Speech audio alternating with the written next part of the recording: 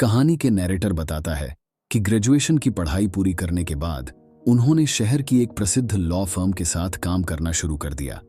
वह वहां सहायक क्लर्क के पद पर कार्यरत था। वह सम्मन तामील करने के अपने कार्य से बहुत खुश नहीं थे, क्योंकि कभी कभी उन्हें उनकी सेवा करते समय कठोर परिस्थितियों का सामना करना पड़ता था। एक दिन उन्हें ओलिवर लुटकिंस को सम्मन देने का काम मिला, जो किसी मामले में एक प्रमुख गवाह था। वह न्यूमूलियन नाम के एक छोटे से शहर में रहता था।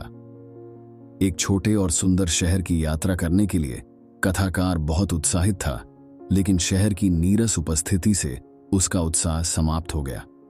उसने प्लेटफॉर्म पर एक हैक ड्राइवर को खड़ा देखा, जो बहुत खुशमिजाज और अच्छा था।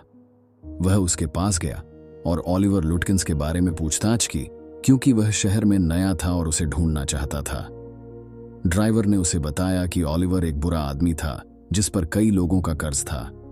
उसने चालाकी से वकील से जानकारी भी निकाली कि उसे किसी कोर्ट केस के लिए लुटकिंस की जरूरत है। दोनों के बीच एक सौदा हो गया था। उसने बिल के हैक को किराए पर लेने और लुटकिंस की खोज पर जाने का फैसला किया।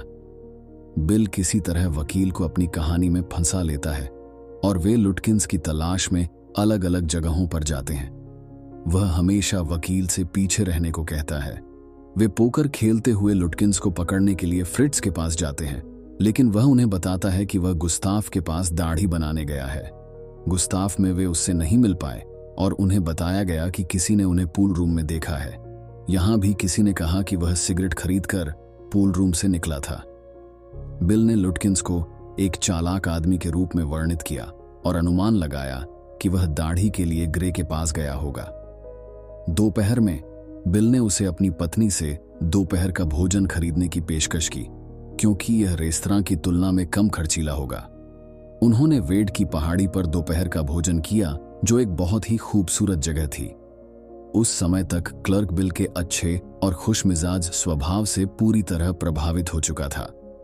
उसने गांव के लोगों की तुलना शहर के लोगों से करना भी शुरू कर दिया था। बाद में वे उसके एक मित्र से प्राप्त जानकारी के आधार पर लुटकिंस की मां के घर पर उसकी खोज करने गए। वहां महिला भयानक थी और वे जल्दी से वहां से चले गए, क्योंकि वह उन पर लोहे की गर्म छड़ से हमला करने वाली थी। अंत में वकील को लुटकिंस को सम्मन दिए बिना ही वापस जाना पड़ा। अगले दिन उनके मुखिया ने उन्हें बुरी तरह डांटा और फिर से लुटकिंस को जानने वाले एक साथी के साथ न्यूमूलियन भेज दिया। स्टेशन पहुंचने पर क्लर्क ने खुशी खुशी इशारा किया कि बिल लुटकिंस को खोजने में उनके लिए एक मददगार व्यक्ति था। इस दौरान उनके साथी ने इस सच्चाई का खुलासा किया कि हैक करने वाला कोई और नहीं, बल्कि खुद लुटकिंस थे। क्लर्क को बहुत बुरा लगा और शर्म आ रही थी कि कैसे उसे एक ग्रामीण ने मूर्ख बनाया है। यह कहानी यहीं खत्म होती है और क्लास 10th के जितने भी चैप्टर हैं, उनकी कहानियों के लिए इस चैनल पर आप बने रहिए। तो आखिरी में इस चैनल को आप सब्सक्राइब करके जाइए। मैं आपसे मिलता हूं अगले वीडियो में।